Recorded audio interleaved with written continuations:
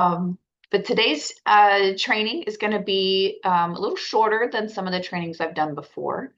It's really going to act as a little bit of education and a lot of validation.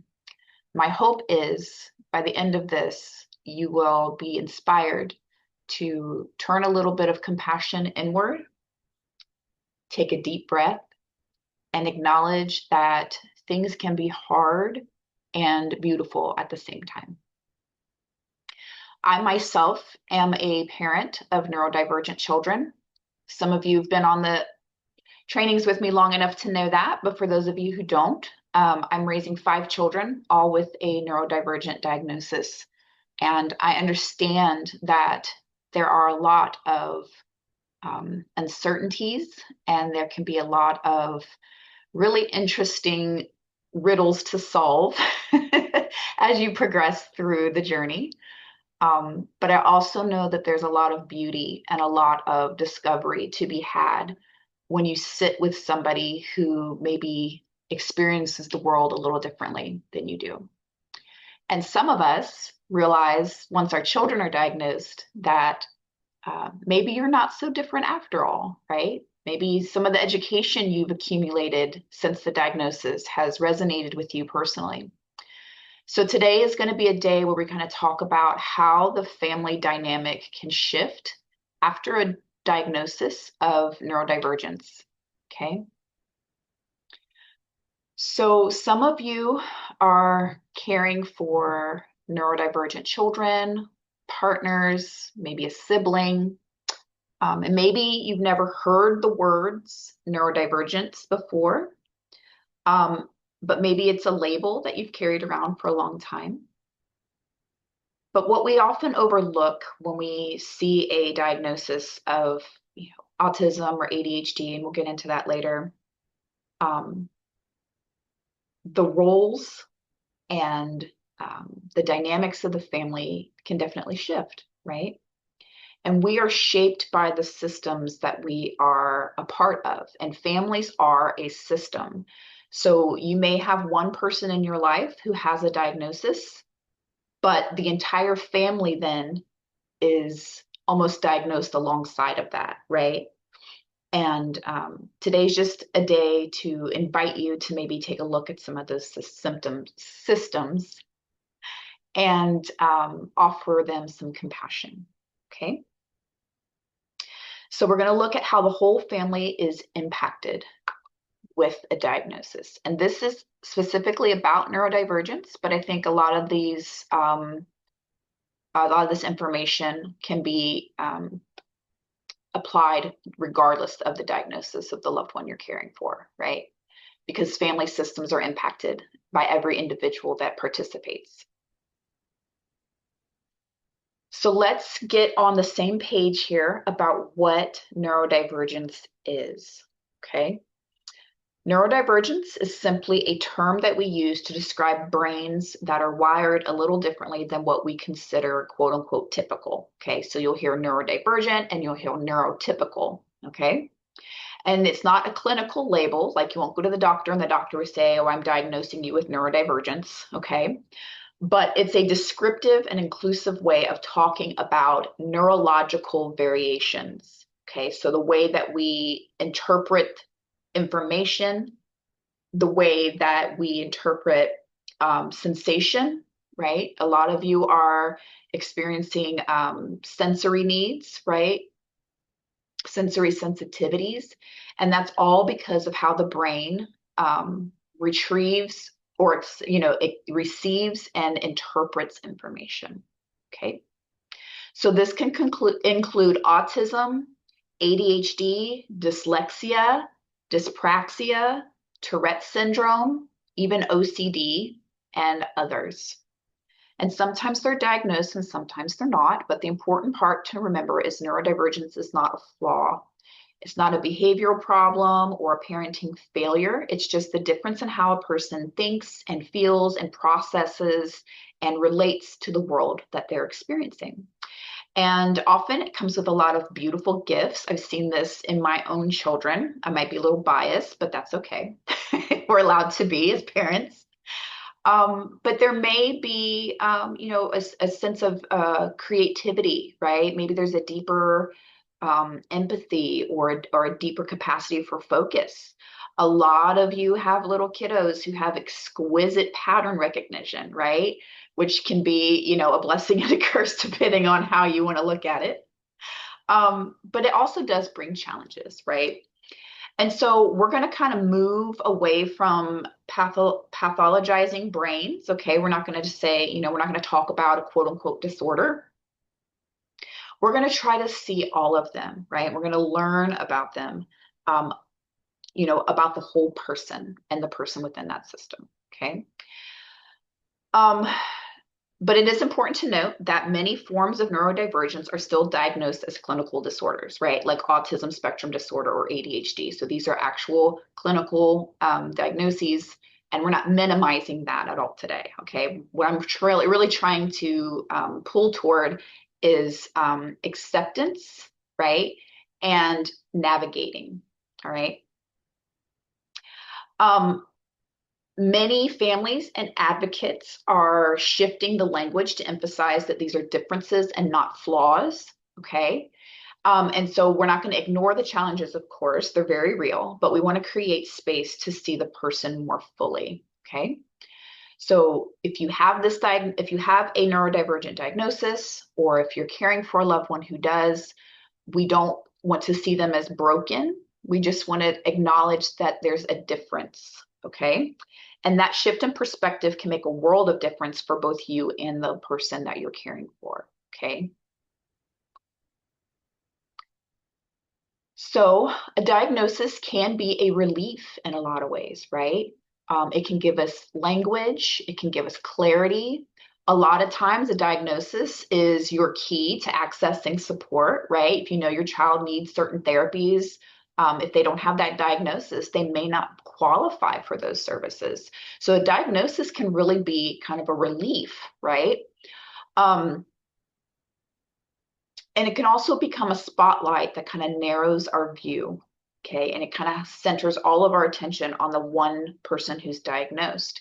And of course, sometimes this is unavoidable, right? And I'm not trying to demonize that in any way. But I think once we notice that that's what's happening, then we can choose then how to navigate and maybe fill in some of those gaps, right?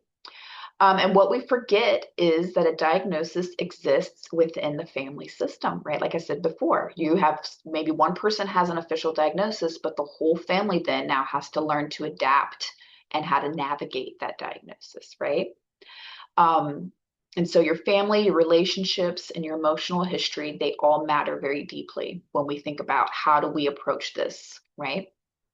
So when a child is diagnosed, the whole family does begin to shift. So maybe there's a shift in roles, right?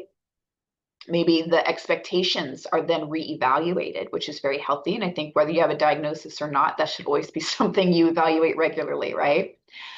And sometimes resentment or guilt can surface, and sometimes relief can surface, right? I know for my children, um, knowing that they had ADHD shifted the way I parented dramatically. Because then things that I was mislabeling as behaviors or disobedience or like a discipline issue, I then saw as a neurological thing that they can't control and they need to learn how to accommodate, right? And I had to kind of learn how to teach them how to navigate a world that was not built for them. Okay. So today we're going to zoom out and we're not going to diminish the individual's experience, but we want to honor how everyone in the family is shaped by it. Okay. We spent a lot of time talking about stress reduction and diagnosis specific things and how to care for your loved one.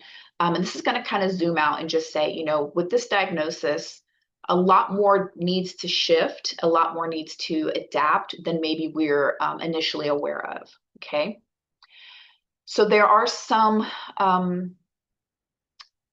research and evidence notes I want to briefly share with you.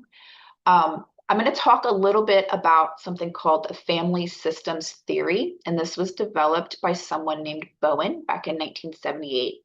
And this just suggests that families function as emotional units, which that means that when one member changes, the whole system responds. Okay, so you won't only just find this in diagnoses, you can find this in family systems where there's maybe substance use or alcoholism, right? That one person is impacted by something and the whole family then is also shifting in response to that impact. Siblings of neurodivergent people often report increased empathy and increased emotional strain, and we'll get into that a little bit longer or later.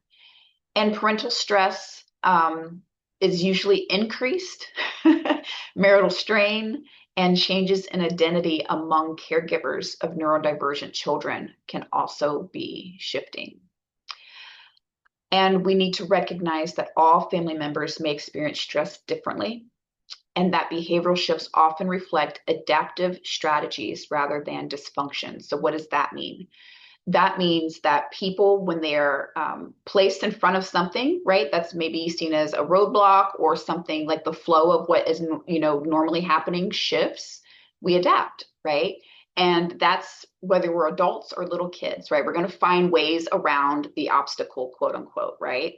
The thing we need to watch for is how those adaptations impact the individual and if they're healthy, okay? So let's talk about the system itself. Every family has its own unspoken patterns, okay? Ways that we relate to one another, how we balance things, how we cope. And these are usually not directly taught, right? We don't have a family manual that we pull out and we say, these are how we relate to each other. This is how we balance things. This is how we navigate stress, right? But they're usually felt. So think about who calms the tension in the family, right? Who gets ignored? Who's always showing up? Who needs care? Okay. And so in systems theory, we understand that families operate kind of like, those little mobile structures that you see in like baby cribs, right?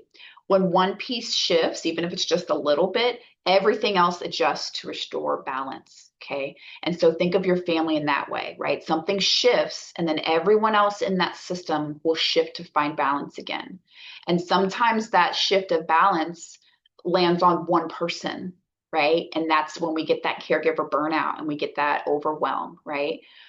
Sometimes that shift happens where one child needs more attention, and so the other children kind of feel like they're pushed to the side a little bit, right? And that creates balance, even if it's not comfortable balance or ideal, right? So when someone in the family is neurodivergent, that shift can feel very dramatic because suddenly your routines and your expectations and even your emotional energy has to be redistributed in a different way, right? But here's the key: neurodivergence doesn't just disrupt the systems, it often reveals the system. And that can be a little bit tumultuous for some of us, right? That can reveal some frictions maybe that were easier to avoid before. And it just really shows us what's already been there, right? Unspoken roles, inherited beliefs, even the way that you relate to each other, sometimes habitually, right? And so I just want you to be aware of that. I'm not trying to blame anybody, okay? Because sometimes that has to be the way it is, right? Sometimes one person needs more care and more attention, right? Than the other ones in the system. Okay, but when we see the system clearly, we can begin to choose our roles rather than repeat what's been handed down. One thing that I have observed over the years, especially since I started doing therapy with caregivers, often the caregiver in the family is the one who, when they were growing up in their family system, was the peacekeeper, right? The one that fixed everything, the one that tried to build bridges and keep everybody happy and keep everybody calm or what have you, right? They're the one that kind of filled in the gaps for everybody. And then as they got older, that expectation never went anywhere. So, you find yourself in these caregiving roles because nobody else thought to step in because they assumed you would, because that's always been your role. Okay. So when we see the family system in our own homes and we can acknowledge the different roles everyone plays, that awareness alone can help us cultivate compassion for ourselves mainly, but also the ones that are within that system. And then it can also help us navigate them in a way that feels more nourishing and replenishing to ourselves. And we're not just following these old patterns. Okay. So neurodivergence can be a catalyst in a family system. Research shows us that children who have autism or ADHD are often the cause of families reevaluating the way that they communicate with each other. And I think that's beautiful. It can also cause us to reevaluate how we emotionally regulate, right? A lot of us grew up in homes where, emotions were not talked about. They were either avoided or buried, or maybe coped with in ways that were not healthy, with, alcohol or drugs or work, things like that. And so we come across our children who are experiencing emotional dysregulation because of the way their nervous system is wired.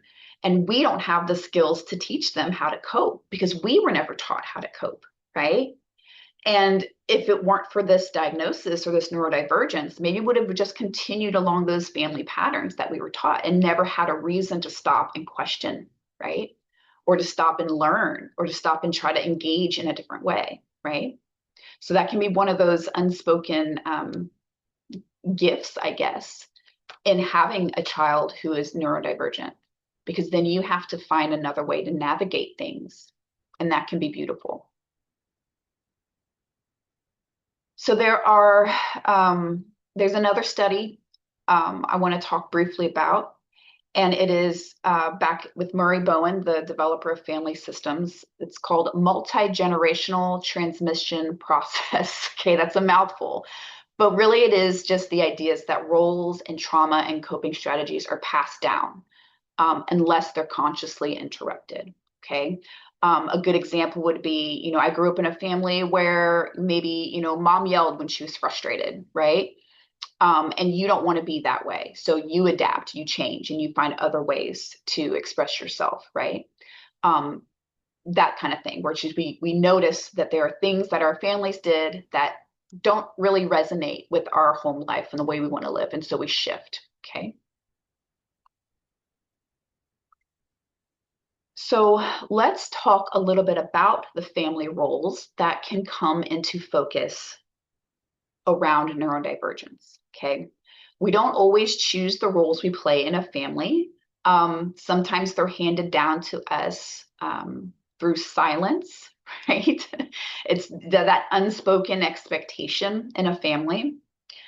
Sometimes we build them in response to stress, right? Remember, I was saying those of us who have that natural inclination to want to fix or to regulate people in our space.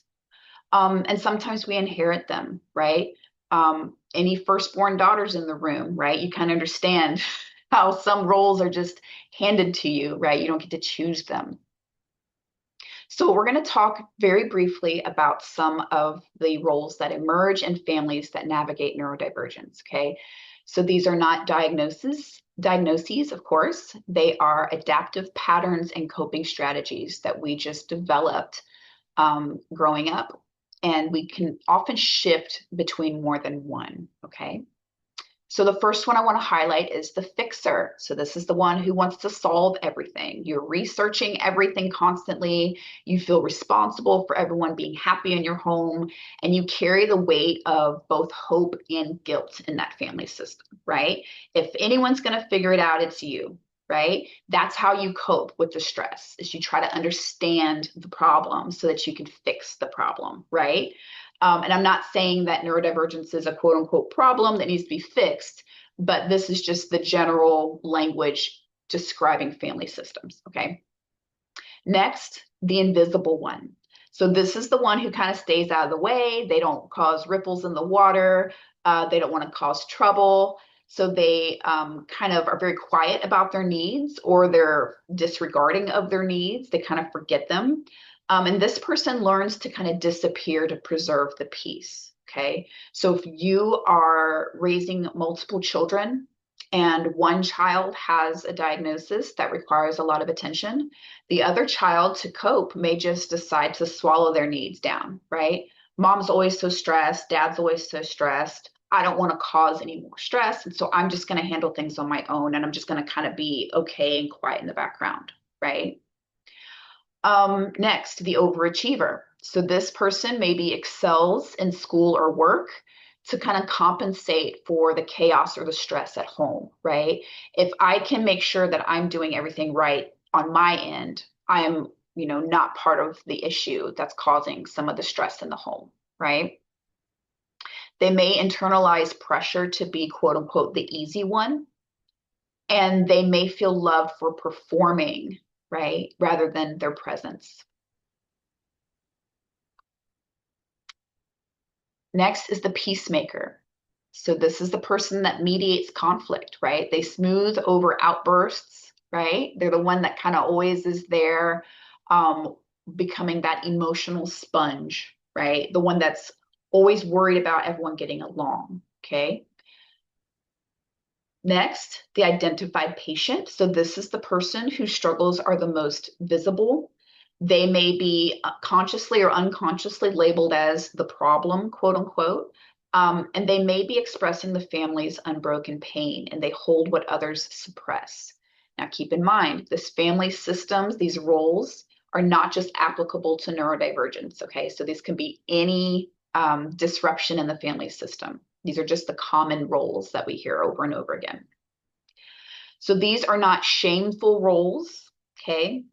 They are signs of how deeply we can love one another and how hard we're trying, okay? This is that adaptation I was telling you about earlier.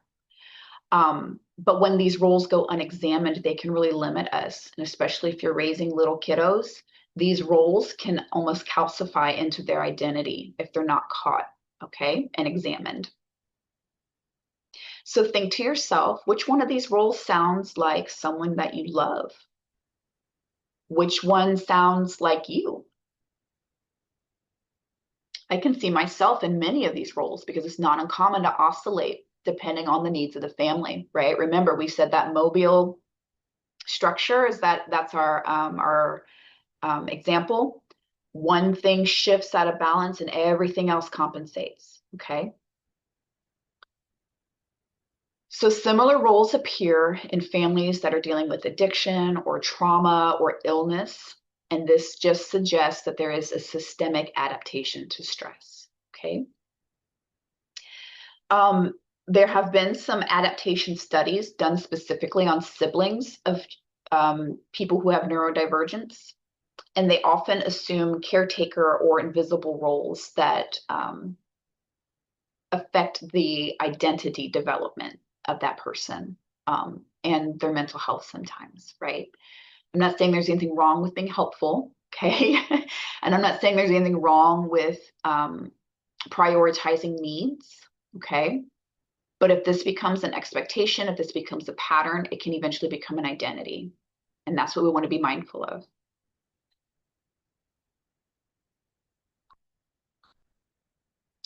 So when guilt enters the system, okay, guilt is one of those really, really unfortunate pebbles in our shoe, right? The thing that kind of creeps up and starts stabbing us in those soft places, and we have to stop walking for a little while and shake it out, right? It is one of the most common and least talked about experiences in the caregiving family. Okay. You, as a caregiver, are probably very well aware that guilt shows up and is gently, or maybe not so gently sometimes, knocking on the door, but it also impacts the entire family. Okay. It shows up in everyone in different ways. So for parents, it might sound like, am I doing enough? Right? Why can't I stay calm? Did I cause this? Right? That's a big one, especially for those of you who have kiddos on the autism spectrum. For a long time, there's a lot of misinformation out there saying that it was a parental problem, right? That it was the parent's fault. And now we know that's not true. There is hereditary components, but it's not avoidable, okay? And for siblings, guilt might sound like, why am I so different? I'm scared to need anything.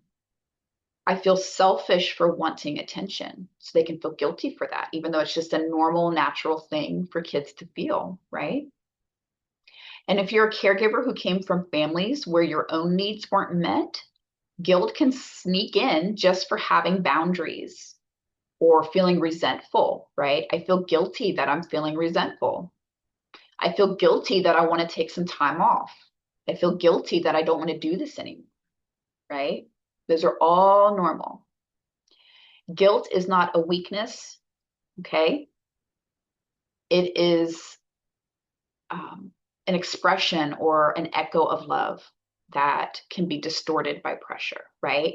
Guilt says, I care so much that I'm afraid that I'm failing, okay?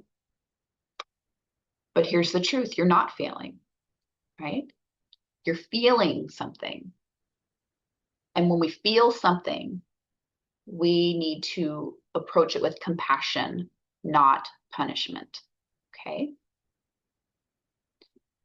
Studies show that parents of neurodivergent children report significantly higher levels of guilt and self-blame than parents of neurotypical children, okay? So if you're feeling guilt, if you're blaming yourself, welcome to the club.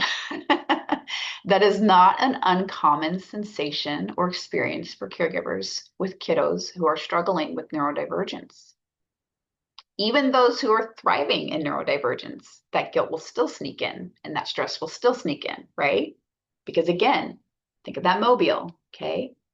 As the caregiver, as the parent, you're going to take on that lion's share of balancing everything out.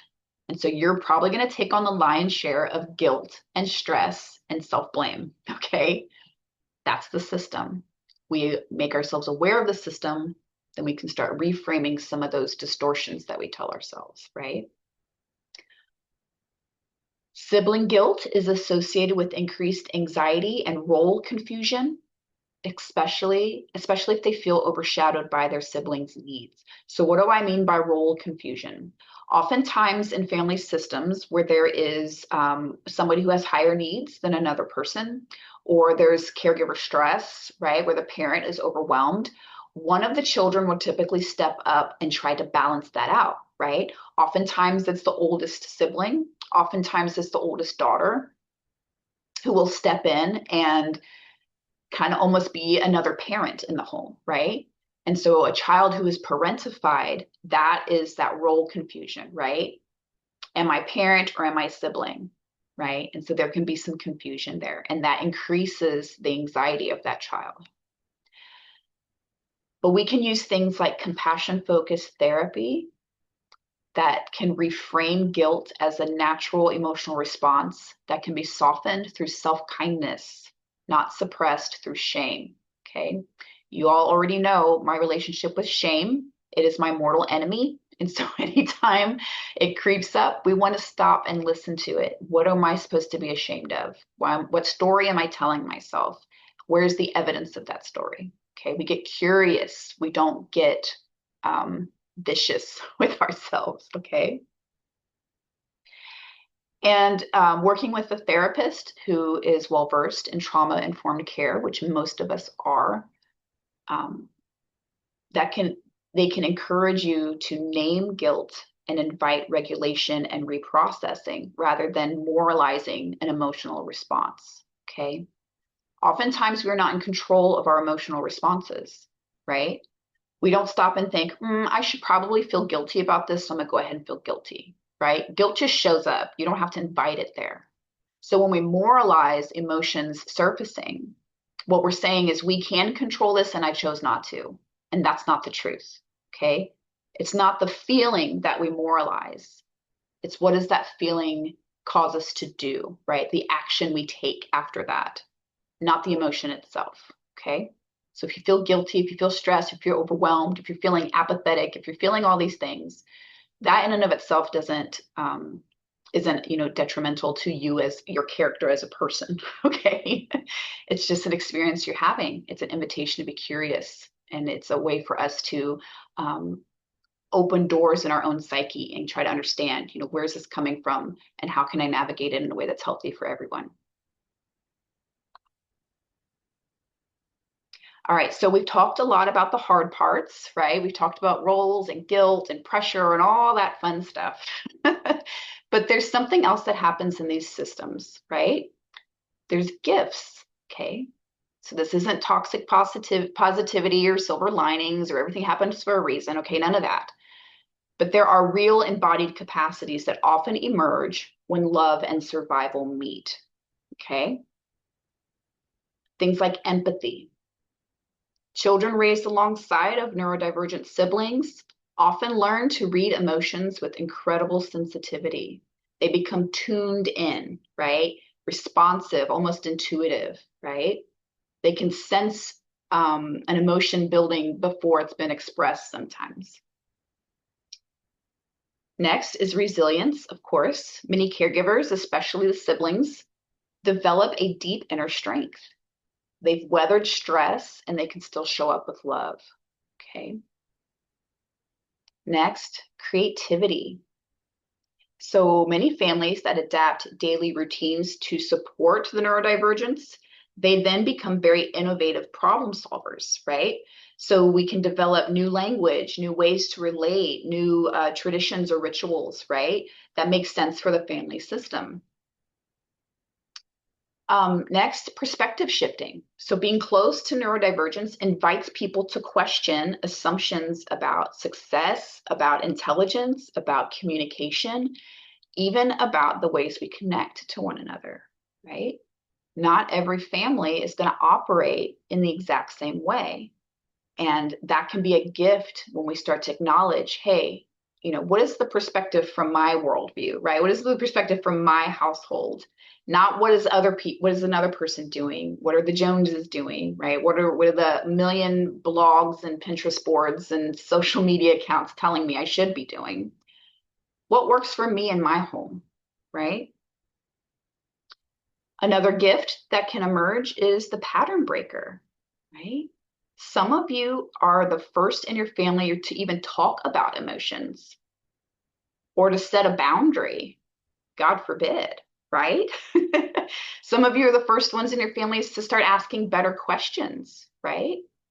So this goes beyond parenting then at this point. This can be generational healing, right?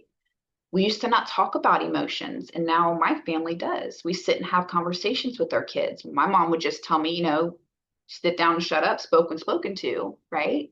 And that's not how I navigate my family because my family's different. And that can be a beautiful thing. So some of these gifts may come from pain, but they don't have to stay there. Okay. They can expand into strength, into insight, capacity for what we can handle, what we can manage, what we can adapt to, right? And you're allowed to claim that as part of your legacy. Okay. So research shows that caregiving under stress, of course, we all know this, can increase our emotional insight. It can increase our resilience and our relational capacity, right? I know for me and mine, I've learned to ask my children how to love them well, right? Um, I'll tell you a very quick story. I have a daughter, and like most mothers, I think that she's the most beautiful flower in the garden. And I would tell her that constantly, right? You're so pretty, you're so beautiful, this, and that, the other, right? Of course, I would compliment other things, but that was always part of my repertoire, right? And she got really irritated with me one day and said she didn't like compliments on her physical appearance. And I said, well, I'm just trying to show you that I love you. And she said, I don't want to be loved that way. I don't think I could have ever had that conversation with my mother. She would have taken great offense to that. But because I know my kid is being honest with me, and I know that my kid has the capacity to kind of find her own center of gravity, I can just respect that, right? So, yes, I still think she's beautiful. Yes, I still think she has a great sense of style. And I will still sometimes comment on, I like that, or I don't, I like that look on you or whatever. But I have then reoriented the way that I pour into her in a way that actually makes sense for her, right? So it's then again, I was able to stop and learn and to listen to what she needs rather than just assuming. Okay. Sympathy in sibling empathy development studies show that the increased emotional attunement or tolerance for ambiguity among siblings of children with autism increased, right? This is a more, I guess not more developed, but it can be a developmental increase in siblings, okay, who have neurodivergent or autistic siblings. And families that are affirming in their neurodiversity, they tend to cultivate that open communication and creativity to accommodate the needs of the family, and that reshapes the culture within the family, okay?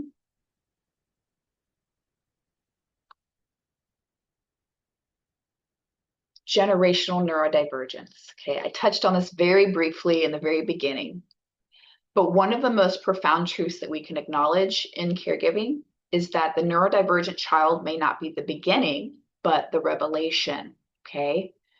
So many families will say things like, oh, that's just how your uncle was, right? Or your grandmother hated loud noises too. Or even, hey, I struggled in school just like you did, but nobody helped me, right? So these can be little whispers of undiagnosed people, unsupported neurodivergence kind of passed down silently through generations because people weren't as aware as we are now. Oftentimes people say, well, everybody's got autism now. That used to not be the case. Yeah, it did. We just didn't always have a name for it, or we didn't have the specific diagnostic criteria for it, or we didn't have a name for it, right? But these people have always existed, and they're more than likely in your family tree, right? Sometimes these diagnoses are labeled as personality quirks, right? People getting labels like difficult or lazy, or maybe even they're just trauma responses of being misunderstood, okay? And that can be what surfaces. Um, and so sometimes when a child receives a diagnosis, maybe a parent or a grandparent or an auntie or an uncle can suddenly see themselves more clearly, right? Oh my gosh, there's a thing, there's a name to this thing, right? It's not just me having to try harder, right? This is the way I'm wired. And there can be a beautiful moment of self-acceptance in that space, right? So we don't want to retroactively label everyone, right? I don't want you to go home and pull out the family photo book and go through and say, you know, mama was autistic or Peepaw had this, right? Whatever, whatever. But we want to kind of widen that lens again so we can parent, so we can caregive with more compassion, right? And break those cycles of shame and silence and suppression, right? So I look at my kiddos, and even though I don't have an official ADHD diagnosis, I see myself in a lot of their patterns and a lot of their struggles. And so instead of saying, you know, I felt like I was lazy because that's how my parents labeled me, I now know what it's probably is, right? And I can say they're struggling, right? They need more support, not that they're choosing to be disobedient, okay?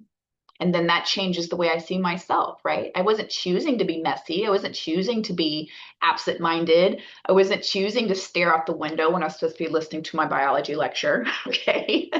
These are just the ways that my brain adapted to my environment, okay? So we can kind of go back and give ourselves some self-compassion too.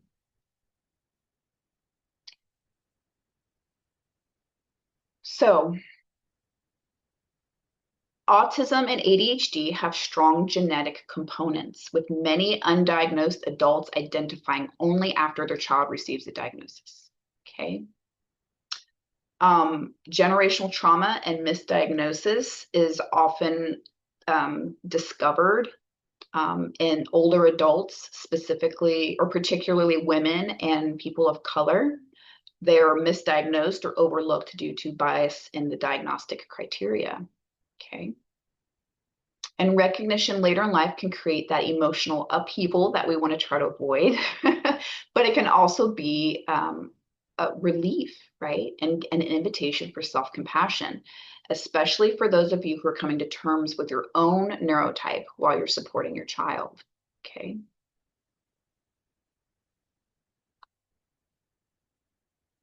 All right. Self-attunement. for you as a caregiver. Caregiving will often ask us, not blatantly, but maybe behind the scenes, to kind of disappear, right? We have to be strong and responsive and unshakable and put our needs on pause, sometimes indefinitely. But I want to remind you, you are not a machine for meeting needs, okay? You are not a robot who's programmed to care for others and just, at the end of the day, just plug yourself into the wall, right? You're a nervous system, you're a body, you're a person, right? You're a soul. And so if you're always scanning for someone else's storm, you can lose track of your own weather patterns, right? Whether your child is neurodivergent or not, caregiving almost requires you to put yourself on the shelf for a little while and focus on another person. And over time, that can be very, very, it can be very easy to lose our sense of self, right? And so self-attunement is not a selfish act. It is just the simple act of remembering that you exist as well, right? You're a person too. So here's a question I want you to think to yourself about the answer. When was the last time you asked your own body how it was doing?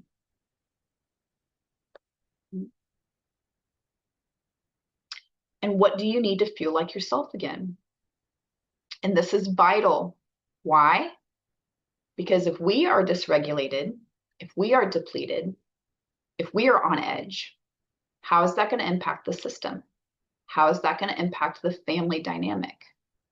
Not to blame anybody for disruptions, but I'm saying when you're out of balance, it can shift everybody's sense of balance, okay?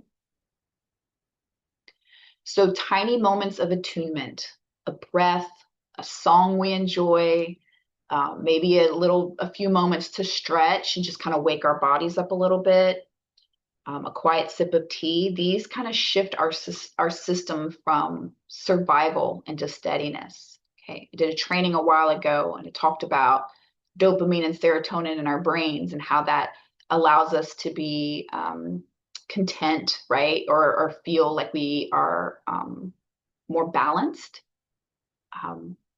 And so little things like that, a little stretch, listen to a song we enjoy, right? A little bit of a patch of sunshine on our toes. That literally does something to our brain, okay? That promotes serotonin production, which is a key component to our sense of well-being, okay? So when we do things like that, we're not just caring for our loved one, we are modeling self-regulation, okay? We are teaching safety through our presence, right? Many of you who are caring for kiddos who have an autism diagnosis, you know firsthand, right? If I'm dysregulated, they're dysregulated, right? And that can be really, really hard because sometimes you are just dysregulated, right? You're stressed, you're overwhelmed, you got bad news, something comes out of left field and blindsides you, right? And I'm not saying you have to suppress that, but I'm saying we acknowledge it, we attune, we get ourselves regulated, and then we can move forward, okay? So there's this thing that we call polyvagal theory, okay? I won't get into that too much because it's very science heavy and that's not what this presentation is about. But we have a part of our nervous system that we call rest and digest, okay? It's that moment where we feel safe, our needs are met, and we can open ourselves up to more relation, right? More community in that space, okay? Calm and connection. And this is what we need to be able to co-regulate effectively with the ones that we support, okay? Studies show that caregiver well-being directly affects the outcome for neurodivergent children. I'm sure we all have those moments that we can recall that kind of make us cringe a little bit, where we know we were burnt out, we know we were dysregulated, we know that we hadn't filled our own cup before we tried to pour from it, and all those things, and we snap, right? We say the wrong thing, we use the wrong tone, we shut the door a little harder than we meant to, right? Maybe some of us actually blow up and throw a glass across the room, whatever, right? That's because we didn't take the time to listen to ourselves when our bodies were telling us we need a break, right? So we want to do things that prevent burnout so we don't have those moments of dysregulation to where we can't get ourselves under control. So self-attunement practices like mindfulness, interoception awareness, which is what's going on inside my body right now, okay? Body scans, right? Head to toe, where's my tension? That increases emotional resilience, okay? One more slide. Rewriting the story, okay? What you do every day is not small, okay? You're not just managing schedules, you're not just managing behaviors, you're interrupting silence, you're softening old beliefs, and you're widening the path for those who come next, right? You're doing a lot of repair work on maybe what you were taught and handed down, the roles that you were given, the expectations that are there, and maybe even the lack of coping skills or the lack of a language to translate your own body, right? You're doing all of this internally on top of raising your children, right? Very complex, very thick webs, right? There's a lot going on. And so in every moment that you offer understanding instead of shame, presence instead of punishment, curiosity instead of control, you're rewriting the story of the family, right? The story that the family tells itself. You're rewriting that, right? It's not easy, okay? But I would even venture to say that it's very sacred because what we pour into our children typically is what grows from them, right? And I don't know about you, but I know me and a lot of my friends, we are working very, very hard to kind of uproot some of those things that were planted in our gardens that don't serve us well, right? And so we know that we want to pour something different into our kids, right? So they don't have to go back in their 30s and 40s and pay somebody like me to help them unroot all that stuff, right? So I want to leave you today remembering this, okay? You're not alone. You're not behind. You are not broken. And you're allowed to need care too. Okay? We're not trying to aim for perfect families. We're trying to aim for aware, compassionate, and resilient ones, right?